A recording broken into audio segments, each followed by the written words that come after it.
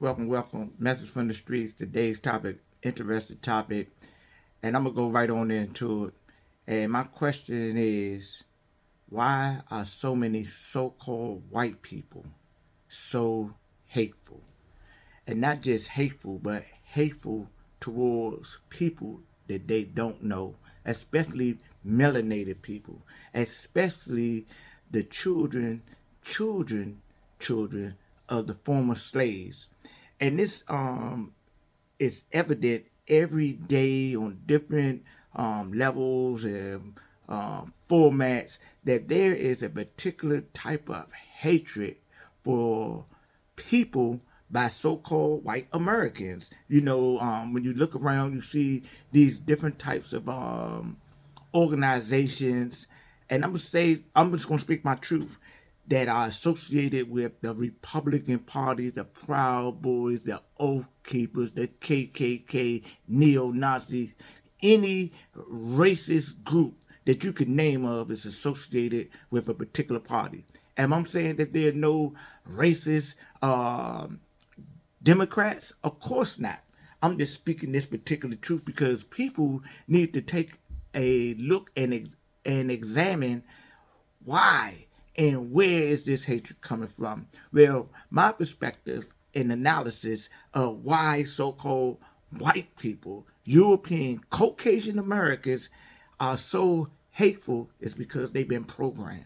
They've been indoctrinated. They've been fed so many lies that they can't see the truth from the force or the illusions that have been created in their minds by their forefathers, and they have become traditionalists. And in this traditional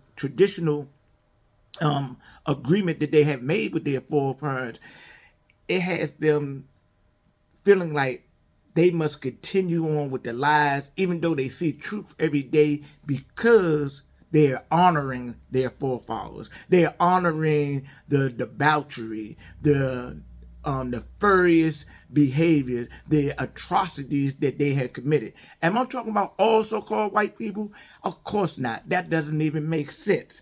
I'm talking about the people that this message applies to, that they can put the shoe on and lace it up.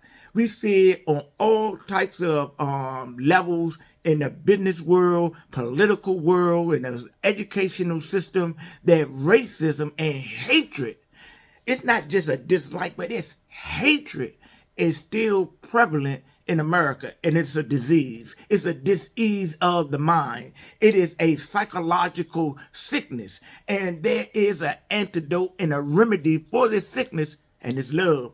Yet people's hearts are so hardened that they can't embrace this simple antidote. They refuse the antidote. They say, no, don't give me that antidote. They say, you know what, give me this inoculate me with the vaccine before you give me the antidote of love in my heart that make me a better spiritual being having this human experience. And it's sickening. And it's so sickening that they teach their children these things. We see different events around the country. I'm not even going to speak on the whole world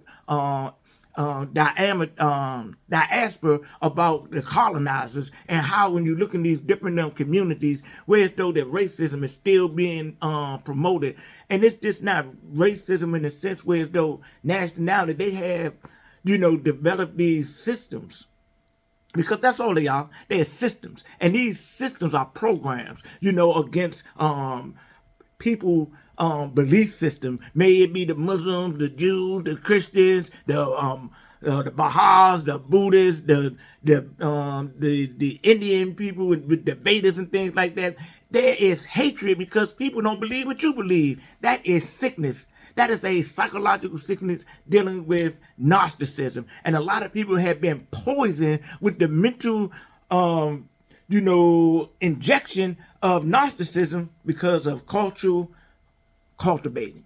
And this cultural cultivating has been systematically set down in school systems, in the cultures.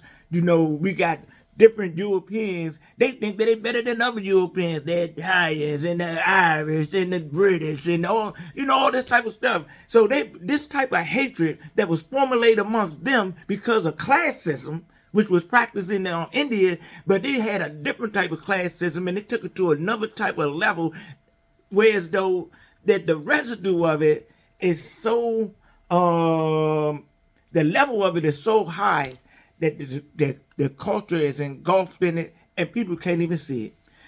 You know, we get programmed by the television programs and music we listen to. You know, the things that we are assimilated into just to survive. You got so-called black people hating other black people because they've been poisoned with the minds of the Europeans. And let me speak on this real quick. Some of y'all will say, well, so-called black people hate so-called white people. And you know why? Because they're reflecting your evil, your wickedness. Most black people, they don't hate white people, but what they do is they look around, they make an analysis of what has happened over the last couple of 100 years, and that's what bring a certain type of disdainment for Europeans or the colonizers. That so-called black people don't trust white people. The so-called black people thing is not straight up hate. It's like, you know what? I can't trust those jokers over there because we know what they did. We know they hung our forefathers. We know that they kidnapped them. We know that they robbed us. We know that they manipulated us and stole stuff from us. Even while we was here, you know, that's why they suppressed us and oppressed us so that we wouldn't learn how to read. And now some so-called whites, right now today, you can tell when they really got that hatred in them, because if you bring up the word reparation, you know, you might think that they're your friend, but bring up the word reparations for them to pay what they owe the United States government, not them personally, but the United States government, what they owe the children of the former slaves. You'll see, you'll hear all types of things. You won't even believe that's the same person that you thought was your friend. But when you bring that up, because they feel like that behavior it is acceptable, and they don't have to make no they don't have to make no apologies or no reconciliation of what happened. But so-called blacks know that we deserve reparations. And this is another form of the hatred and the part of the separation. But you know what? These same so-called people don't got no problem with giving money to Israel. Don't got no problem with giving money to Ukraine. Don't got no problem with paying taxes to support man-made wars all around the planet. But they hate the so-called blacks so much because that's their program. And when you program, it's just like a computer. You can't operate on the outside of the program until you get the virus out of the computer, get the virus out of your mind, and get some new software, some updated software, get some updated thinking, some updated reality to break the illusions of the old paradigm of the program that had you trapped on Windows 7. Hey, man, y'all need to wake up and get that hatred out of y'all heart and start realizing, man, we not going nowhere as humanity unless we jump in the macabre of love.